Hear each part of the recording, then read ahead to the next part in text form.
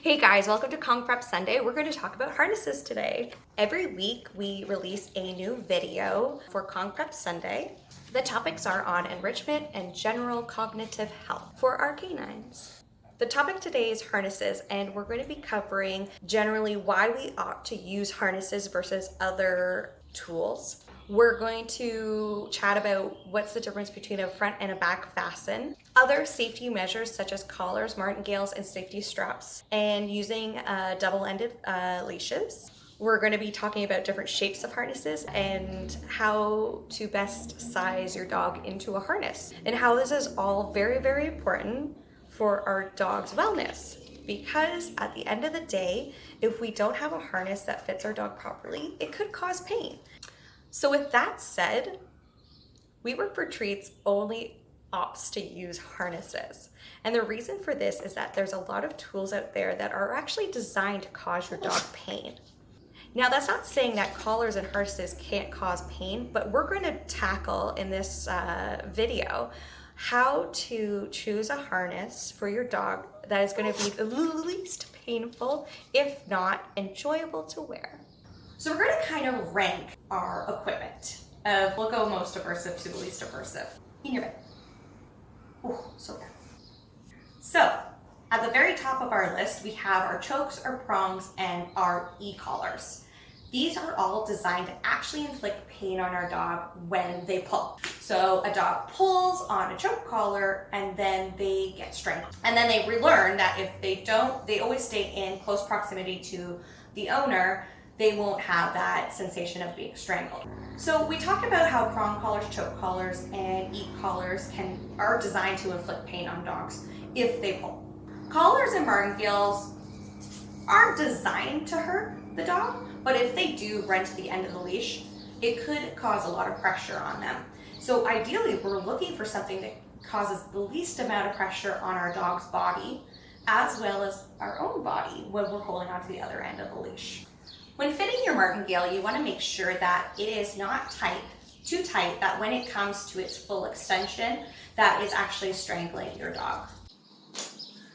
So the difference between a harness to a collar or anything that goes around your dog's neck, so prong collars, choke collars, and shock collars, is the fact that we're using a harness to reduce the amount of pressure on our dog's body, and also the amount of force that we feel on our end of the leash. So when we're picking out a harness for our dog, we want pressure on both ends to be as minimal as possible.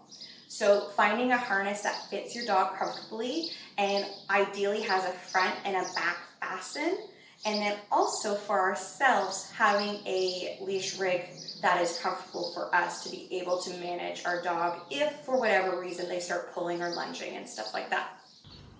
That's why it's best practice to have a harness on our dog. This is the least aversive option that we have to keep our dogs from running into the street. Collars and martingales are super great to have to hold the tags of your dogs and to have as backup though. What do I mean by that? On your leash end, you can add a safety strap.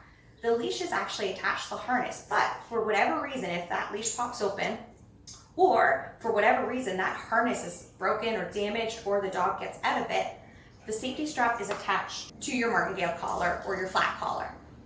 So if for whatever reason this on this end fails, the part that you're walking your dog on, they're still attached to you. This is really great for dogs who are maybe in between sizes on harnesses, for dogs who are new rescues, for puppies maybe still developing into their harness, and generally great for situations where you have kind of a rowdy dog that likes to do a lot of things, just in case the harness or the leash pop off, you know your dog's still attached.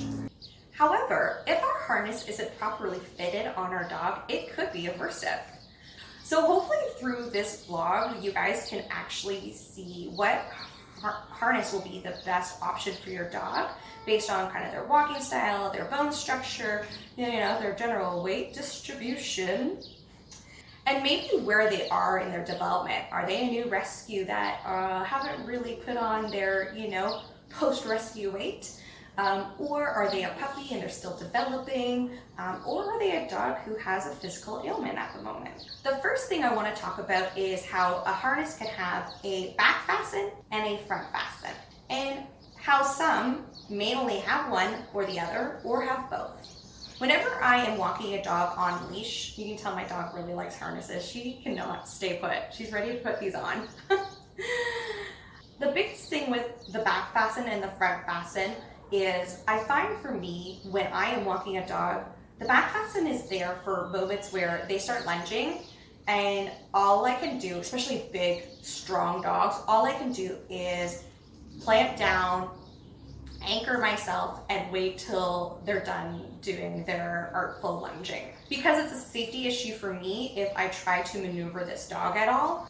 In those moments of, we're still in a work in progress, right? We don't have our loose leash walking down pat. We don't have our leash reactivity training kind of established. Always remembering, you are a work in progress. So your harness is there to help you through those moments. The front fasten is for steering your dog. So you need to go left, you need to go right?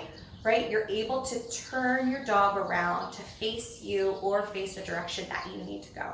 Ideally, it would be great if you can get a harness with a front or a back fasten, but it isn't necessary. The best thing about having a front and a back fasten is that you can use a double-ended leash. Perfect. So,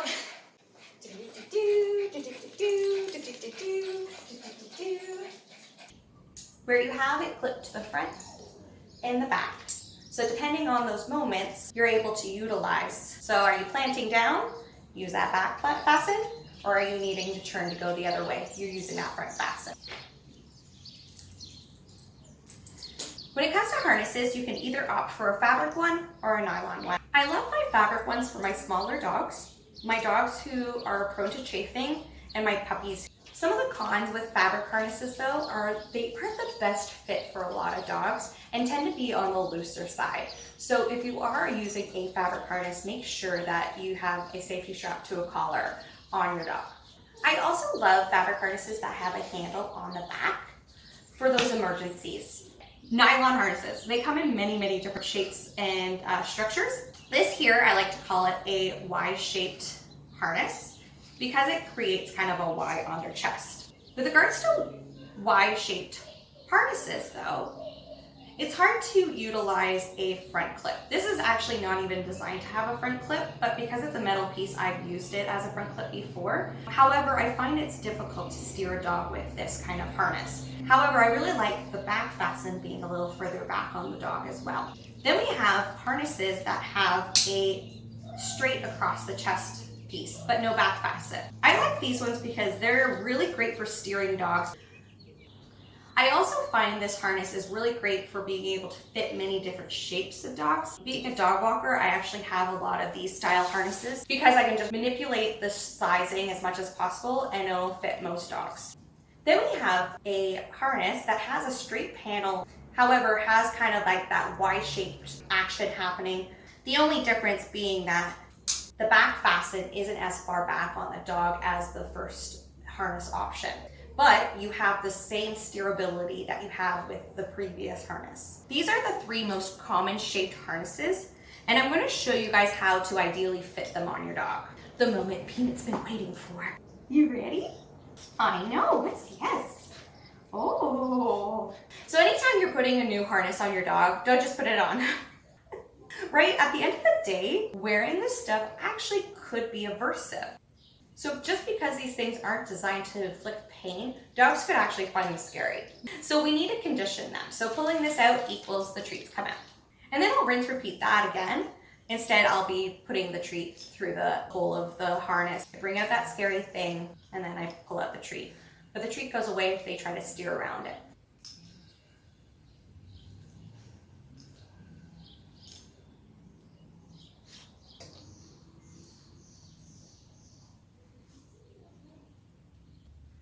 Thank you.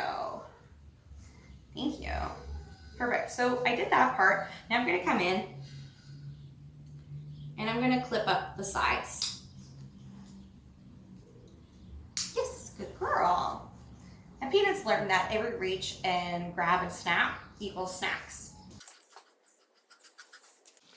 So here we have it, the Y-shaped harness. And I'm going to show you the fit of it on Peanut.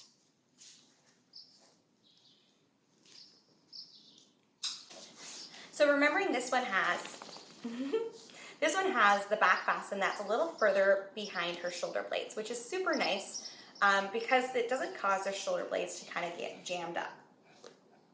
Also, if you can kind of hear Peanut, perfect. You'll see that it creates a Y shape in her front here,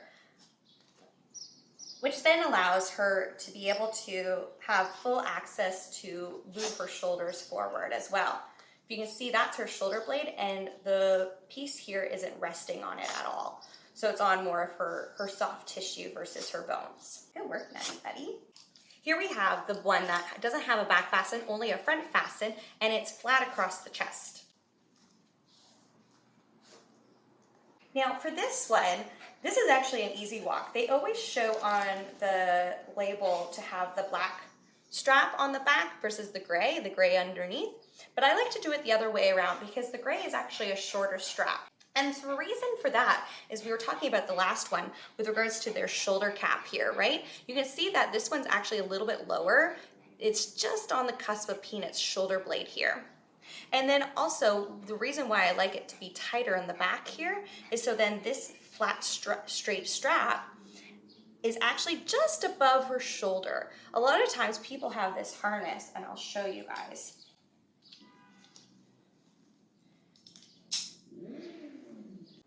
The other way, and it looks very upside down to me, but also look, now that's the top of her shoulder blade, and this is actually impinging her shoulders, keeping her from being able to do a full forward stride. And this could cause a lot of damage and pressure on their shoulders.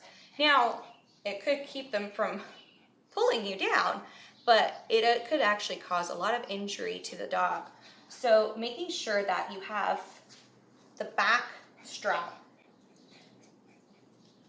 on the tighter side and a little looser here. So then there's the top of her shoulder blade. So this straight strap is actually at the top. Now with regards to this one, you can see that there's a little bit more of a Y shape where the previous one went straight down. This could cause a lot of chafing in the armpit as well. However, what I really like about this kind of harness is that the steerability. And so then it slides back and forth for whichever way I need her to go. Good work, Peanut. This is currently Peanut's harness. So it has a back fasten like the first harness, but it also has a similar front fasten like the other one. And you'll see that I have it so it's over her shoulder blade here. And you'll see that the front of it is a little bit more like the Y-shaped harness, but a little bit on the flatter side like the second harness. And for that reason, it's because of the back fasten not having a panel here to have the back fasten a little further on their back, which then causes a little bit of chafing. But this harness is really nice because it has the velvety under straps, making sure this strap is properly fitted accordingly. I know I'm touching you a lot, kid. You're doing really good. That ends up going on the dog. My dog really likes harnesses, can you tell? Thanks for coming to watch Conch Prep Sunday, part 1 of harnesses, and part 2 we're going to be talking about kind of more about the ethics of harnesses and also like loose leash walking, right? Our harnesses are just there for safety. It is not to control our dog. So I'm excited to dive into that with you guys. Oh my God, Brooke! Anyways, please hit subscribe, and I would love to hear more about the things you really like about Conch Prep Sunday, the things you'd love us to cover, and all that kind of stuff. Also, check our online course out, How to Train a Trick. And also a really relevant video for this topic is touching your dog. And I released that a couple weeks ago.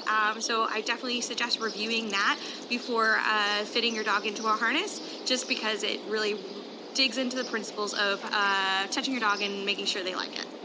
All right.